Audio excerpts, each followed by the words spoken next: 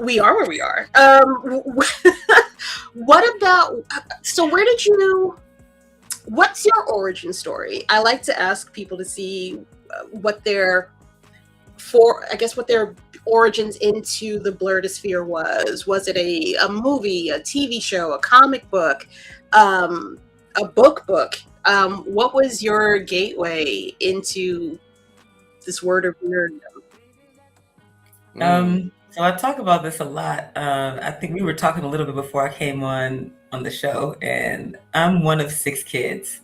So what that means, the way we're spaced out, that actually did affect what I had access to read in the house.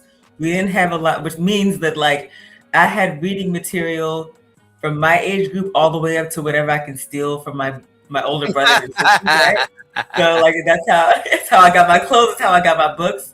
And because my older sister was a sci-fi head and my brothers were comic book heads, I had access to like some pretty heavy shit growing up. So I was reading like Frank Herbert in 4th grade and reading all these guys, reading Dean Koontz, reading all these like heavy hitters, sci-fi white boys, and sort of even back then wondering, wow, a whole world. Oh, I'm not in this motherfucker. I don't even know about a girl or the light bouncing off her brown skin, nothing, because you start to pick up on those reading cues even as a child. You're just like, oh, billowing in the wind. I'm like, my hair is not billowing in the wind, fam. Black folk don't billow, ladies and gentlemen. Black folk don't billow. Okay. And so, I mean, I didn't address this sort of inner issue. I didn't even know it was an issue. I just put a pin in it, right? And then went through my life reading comic books, mostly reading. I don't know why I read so much Spawn. I think the reason that me and my brothers ended up fascinated with Spawn was that it felt taboo to read back then. Yeah. And right now, like, people, when they talk about Spawn today, we're completely desensitized. But you gotta understand, like, I'm a little long in the tooth. So when Spawn hit, like in the 90s, like it was provocative. It was like, oh my god. Yeah. They had, it was groundbreaking, Yeah. And then I was just like, oh, they just in hell. And there's like a guy with he's got the ice cream truck, he touching kids and going to hell. It was just a lot of stuff I hadn't seen in a comic book. And even though the Batman runs from back then were dark, because Joker's always been dark. I do remember reading a comic book. I wish I could remember the exact issue. I should have done my research. And I found these to be both dark. The episode, the issue where Joker breaks his nose in the courtroom to get the insanity plea. He bashes his nose onto the desk. And I remember reading it like, what? Like handcuffed in the courtroom. And then I think there was another issue. I'm always fascinated with Joker. I just always. So those are my two like and of course X-Men, because X-Men was ubiquitous at the time because we had the Saturday morning cartoons, and it was just so cool. Like the "Whatever You Want from Me" theme song, like it's the same beat per minute. You can argue with mama, it's the same beat per minute. In my mind now, when I hear the X-Men theme song, it's like, I'm your lady. That's what I hear. So it was a cool time. And then like that, but I've only written for a living. That's the job I have had. That's what I've done my entire life. So that's either very exciting for you to hear or very disappointing. Like it's actually further ahead. No. But I say that to say that like I started out like writing poetry, essays, everything. I've written everything. Song. DC had a thriving little hip hop spoken word scene that was really cool, and dug into that. I think that writing books always scared me. Like, standing, it's like standing and looking up at a mountain. Like, how do people even? I was fascinated by like, how do you sit down and wrap your brain around it? And I think that's why my first books were short story collections, because I'm seated in, like, I'm comfortable there. I like my things episodic. I still do.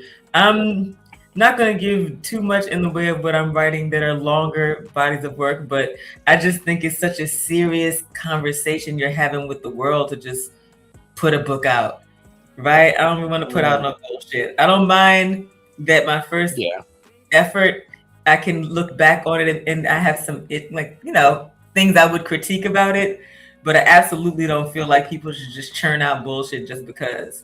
I always looked at it like, even though you're the author, not the narrator, I'm still in conversation with these people, and one day I'm going to be worm food. I don't want people to open my stuff and be like, "Wow, this is," you know what I'm saying? Like, I don't want people to think about it in that heavy way, but like people should think about it in that heavy way. So I do. I can understand that concerns someone reads like, "Oh my God, this is terrible. Why do we praise them? This is hot garbage. What the hell?" And I bought this when I was 15. What the hell? Ooh, brother, do I have regrets? Yeah. It's so funny you said that because there's a lot of sci-fi that was praised. Even when I was younger, and people are looking at it in a different light now. Like, no, these were pieces of shit. Whatever do you mean, Miss Imshai? Racist, misogynist works. Whatever do you mean? Say more.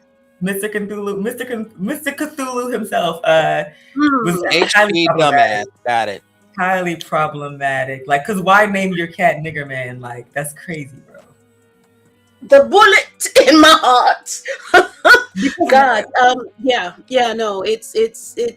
You could name a black cat. You can name a black cat Obsidian. You can name a black cat. Midnight. Onyx, yeah. Nah, he didn't go there. So Knox, even that, yeah. Literally anything. You've got a wealth of knowledge called a dictionary and a thesaurus. You said what? And then trash, garbage. But I'm gonna let you know you're in a room full of Blerds that enjoy. She said the thing that enjoy story writing. So please do not feel you are amongst proper. I should have edited myself. Maybe I shouldn't have said it with a hard R. What you mean? Okay, girl, I don't know. Girl, what? You can do it for a long time. I got sponsors and people who. Hey, you know what I got a hand and I got a debit card. That's all I got. That's all I got. I promise. But fast forwarding into like how did I get in on the comic side, and I love to tell this story. I would tell it 1,000 times because it's just so funny to me, and it involved my mom. First of all, let me just give a shout out to my mom because my mom is a belly dancing, archery, bow and arrow shooting, cosplaying. She's just a electric bass playing. Like, my parents were Panthers, and they traveled the world and played in a band. Their own bands. My mom had a band and my dad was in a band. My dad was in a band called Son of Our Orchestra, and my mom was in a band called Infinite, all female, baddies on the bass, locks hanging to their waist. And so everything that I wanted to do, she never was just like, that's not sensible. She absolutely 10 toes was just like, go do it. Look, even when it didn't make fun, she was like, if this is your dream, you only got X amount of time on earth, just go do it. No, Ducky. No, Ducky. She would too. My mom would take it anyway. But so she's a part of this story. So I was like, hold on, Ducky, relax on this last part. I'm sorry. No. We don't be saying anything now. Relax. Relax. Hold on. We got some decorum. Wait, we got decorum? Oh wow. I said it, so it's got to be true. We were going to Awesome. Actually, I was going to Awesome Con. My mom invited herself, so I was. I love it. She invited herself, so I was. At the time, I was wearing my hijab. So I was like, I'm gonna do a hijabi cosplay. I'm gonna go as Prince Zuko, but the hijabi version. So I had the eye makeup on, the little red patch, and I had red and yellow for the Fire Nation. It was dope, and yet I got upstaged by my mom. who came as Lumpy Space Princess. She invited herself.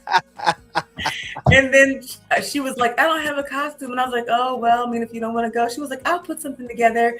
Oh, I just bought a cute lavender outfit. And I was like, all right, let me not do this to my mom. All right, if you want a purple character, Lumpy Space Princess. This is literally like 18 hours before we're due to be at Awesome Con.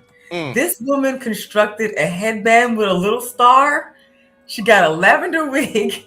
She got a full like lilac like jumpsuit situation, a little tutu pulled together. There was lights, part of her costume. I was like, why do you even have lights? She was like, oh, it's always more fun with lights, honey. Put the lights on. Now I'm at Awesome Con in my mind. I'm like, yeah, Zuko's gonna kill. Like, and people be like, picture, and I'm like, sure. They're like, actually, can you move aside? Can you take a picture of me? And I'm like, oh, okay, all right. What year was this? I think this was 2023. It would have had to been 2023. Not it was yesterday. Wow. Not it was yesterday. That was literally yesterday. Oh yeah, like my mom, like, I don't know what it is about the people who played in bands, but like that rock star mentality, it just doesn't go away. My mom is just forever like this.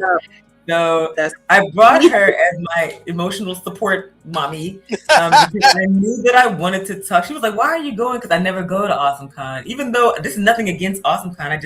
I'm from DC. It's like, the monuments in DC, never go to the monument. It was like that. It's kind of like that. So I'm going to change that though. I do plan to go next year. I'm going to try to go. But I went as just, regular guest, because I wanted to talk to Greg Burnham in person. I'm funny like that. Like, I did not want to send him an email. GB. We were in each other's sphere back then, but not like so buddy. And I was like, I'm finna pull up on this nigga at Awesome Con because I saw him post the shit. I'm just gonna pull. I'm funny like that. I'm like, I'm gonna just see what the vibes are. Also, I'm like an old school 80s baby. Actually, want to get vibes off people in person because sometimes the auras don't bounce in person. Sometimes the auras don't bounce. So came to him. First of all, I had never seen him table. So I was just blown away by the sheer amount of titles this man had on his table. I was like, oh yeah, bro, have you been writing like straight out the coochie? You just like popped out with a little, here's my comic. Before you hold your head up, here's my comic. Because it was so many titles on the table. It was crazy. So I was like, then my nerves were getting to me. So I just walked over to him. I was like, look, I have a story from my comic book collection, my short story collection that I want to see visually. So much so that like other people have asked me about what this would look like in a visual medium. And I was just like, is there enough story here for a comic book? I'm an NDA, I'm gonna airdrop you. And he was like, sure. So it took him a few days to get back to me because he's a traveling man, very busy man, a man about town. And I, honestly, after a day or two, I'm just like, if he does, if he doesn't, just a no hard feelings type of thing. Like, he might get these type of requests to look at shit all the time. Who knows? He doesn't know me from a can of paint. Gets back to me. You would have think I got like the golden Willy Wonka ticket or some shit. Like, it was just like, because he hit me back and he was like, oh, you know what? It's not only is there a story, there's enough for at least a 4 to 6 books in this. That's what I'm seeing. And I was just like, would you be down to work on it? And he was like, oh, nigga, sign me up, whatever. So whatever. That sounds just like Greg. Invoices got invoiced. Don't ain't no not. I just want to be very, very clear so y'all don't run up on Mr. Burnham thinking it was some kindness of his heart shit. Nah, he is with professional rates. But I always respect that. I respect that even more. I'm a little wary of people just throwing free shit at me. I'm just like, well, what's the quality of the thing? What is that? What is that about us? Like, what is that about people? And like exchange of energy like we're doing here, but it's just like, because like consulting is labor intensive. Artwork is labor intensive.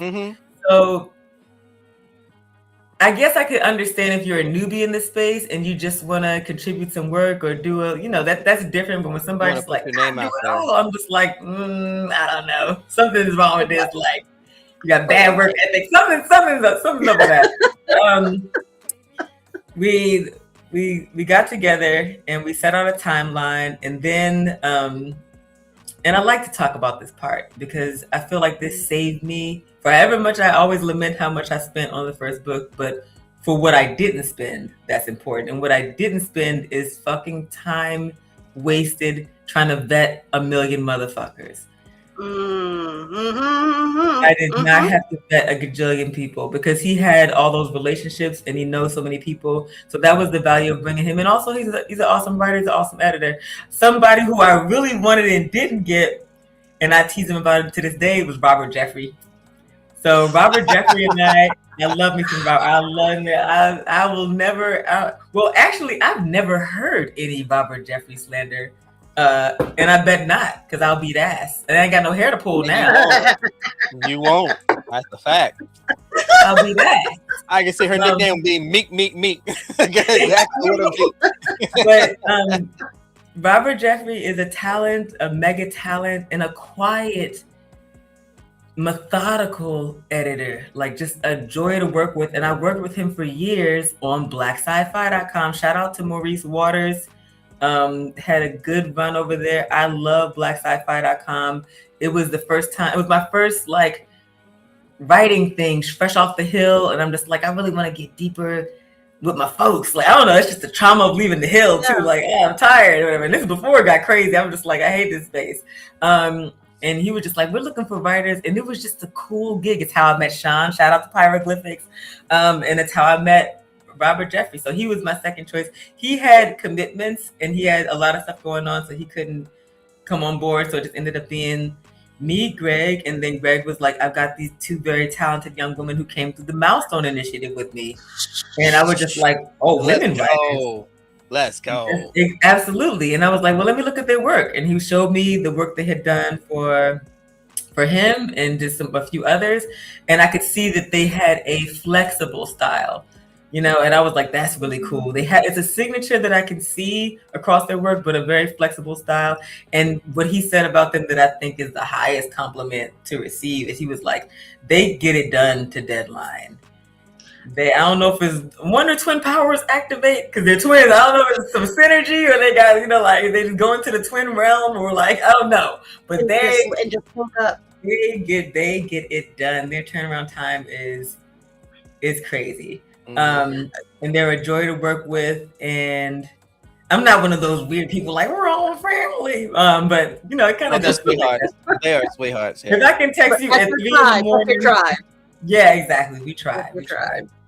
Yeah. And so now we're here. I have, for all the immense respect that I have for comic book creators before I got into the space, which is why it took me so long before I came into the space, because I'm like, I ain't finna come in here playing with y'all, because I see like how much goes into it on all sides, the writing, the editing, trying to procure funding, launch the books, the algorithms playing in people's faces. I'm seeing that as a fan for years, and eating my popcorn like y'all better than me. And then I ended up on the other. I was like, sign me up. I saw all the trauma and was like, I'll try that. I'll do that. Serendipity said, "Bring your ass over here. You like this? Come here. I know you like it. Come here. We know what you like. Come on. We see that itch. Come on, let's scratch it. Come on over. Come on out here, baby. Come on." So I definitely set aside some fundage, which I burned through so quickly. It's so ridiculous. It is.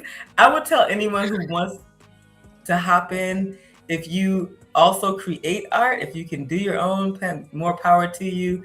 But other than that, man, do your research, do everything you need to do. High level of time. Oh yeah. I'm sorry. I'm like I have ADHD when the comments come across. I'm like, deep and then I'll see something flash. Like, it's like a seagull when a seagull sees something shiny on the beach. I just like, ooh, a comment.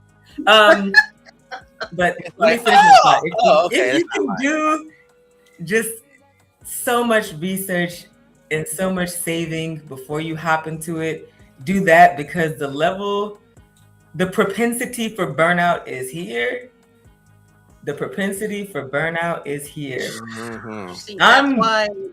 on every I come level. from Capitol Hill and from corporate world, so that's just to me part of the job. Like I'm like, if it didn't make me want to kill myself just a little bit, then I'm like, oh, I'm not doing it right. But I love it here. I don't care. I don't give a shit about the infighting. I come from Capitol Hill. I'm used to all manner of black. I don't give a fuck about people saying who gonna buy what. People gotta run their race with blinders on. Correct. They gotta run their race with blinders on. Like I have my little kiki when the worlds be fighting in the community. But as for me in my African American house, my black-tastic space, I run my race with blinders on. I'm not worried about what they buying over there, as long as they pull up and buy over here, and as long as I pull up and buy from the people that I know are solid. So I don't need somebody to pull no stats for me. I know I'm sitting in a comic book den that is like damn near 75 to 80% 20 split between favoring indie. I have more indie than anything. I've been buying in this space, so somebody can never yappity yap on the internet and tell me what I'm supporting. So, and I know that since I exist, a bunch of people like me. I'm proof of that. People coming up to me at these cons and like, man, I just been wanting to get in person. Like the support is there. So I think people, they tell themselves whatever they need to tell themselves to either justify how they feel about how they're interpreting their level of success, or how they're interpreting how they're being treated in this space. Now, are all playing fields even? No. But the love and support that I felt from my Blerd community, unrivaled. I feel couched in it. When I go to these cons and people come to my table, I know I made the right decision. I don't have no regrets. And I'm gonna see this run through, and then I definitely have something fun, like a one shot that I'm gonna drop on people's heads. Don't threaten me with a good time. I already see how you operate over there. I hear them wheels clicking. Let's go.